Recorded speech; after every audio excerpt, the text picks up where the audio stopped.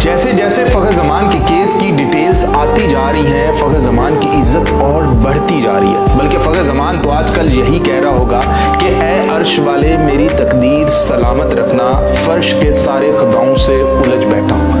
भाई चेक कर लो, फखर जमान अकेला एक तरफ और दूसरी तरफ पूरी ताकत पीसीबी की, जो ये कह रही है फखर जमान को ये धमकियां मिलना शुरू हो गई हैं कि अगर ये प्रोसीडिंग आगे चली और अगर तुम कोर्ट गए तो खाली ये 2 मैच नहीं, तुम्हें अपने करियर की कुर्बानी देनी पड़ेगी। तो फखर जमान कहता है कि मैं कुर्बानी देने के लिए तैयार हूँ, लेकिन मैं ये धब्बा नहीं सहने वाला। हुआ कुछ यूं है, जो कि आपको ताज़ा तरीन डिटेल बताते हैं कि अंदरूनी कहानी कहाँ से आई है। ये कहानी अभी की नहीं है, असल में कुछ पाकिस्तानी ही हैं जो कि फखर जमान की टांगे खींच रहे हैं। कहानी तो अब खुल के सामने आ रही है ना। खाली ये बॉल टेम्परिंग की कहानी नहीं है, कहानी है आज से 3 महीने पहले की, यानी कि दिसंबर की, जब ILT चल रहा था और वहां पर पाकिस्तानी अंपायर जो कि फॉरेन अंपायर्स को फखर जमान के बारे में कुछ कहते हैं और फखर जमान PCB को रिपोर्ट करता है कि ये चेक करो कि मेरे बारे में मनफी बातें, मन घड़त बातें फॉरेन अंपायर्स को बता रहे हैं और ये पाकिस्तानी अंपायर बता रहे हैं। तो ये कहानी तब से शुरू है।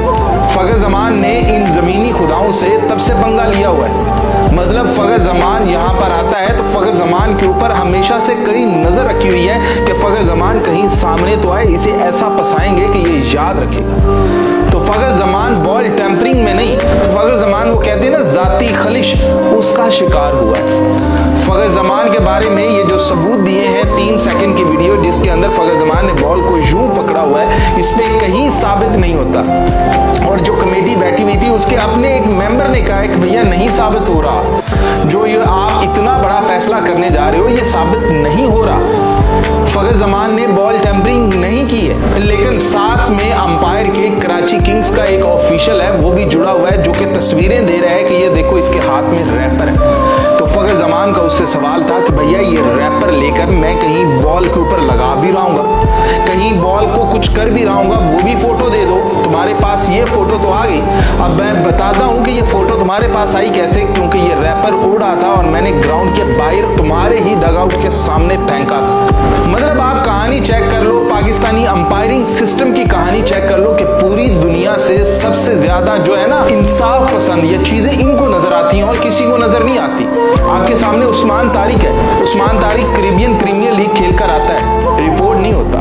ILT के अंदर खेलता है, ये दुबई लीग के अंदर खेलता है, रिपोर्ट नहीं होता।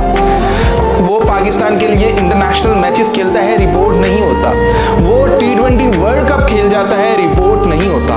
लेकिन एक ही जगह रिपोर्ट होता है और वो है पाकिस्तानी अंपायर्स के सामने। मतलब जहां पाकिस्तानी अंपायर्स को वो चीजें नजर आती हैं, और ऐसा पहली बार नहीं है, ऐसा पाकिस्तानी अंपायर्स ने और भी कई मिसालें मिलती हैं कि उस्मान तारिक अगर 2 बार रिपोर्ट हुआ है तो वो पाकिस्तानी अंपायर्स यानी कि PSL के अंदर हुआ है।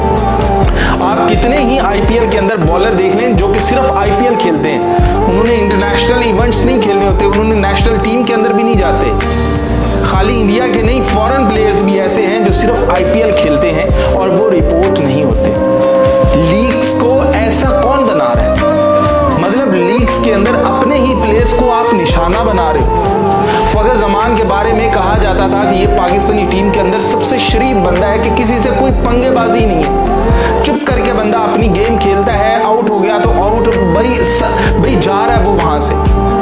लेकिन नहीं, उसके पूरे करियर को ऐसा सामने ऊपर धब्बा लगा दिया है कि वो बंदा रो रहा है। वो बंदा कह रहा है कि यार मैं क्या करूं, मेरे से जो मर्जी मेरे से सफाइयां लेनी है ले लो, मैंने बॉल टेम्परिंग नहीं की है और मुझे क्या जरूरत थी बॉल टेम्परिंग करने की। लेकिन भैया ये पाकिस्तान का सिस्टम है, ये पाकिस्तान का सिस्टम ऐसे ही चलता है।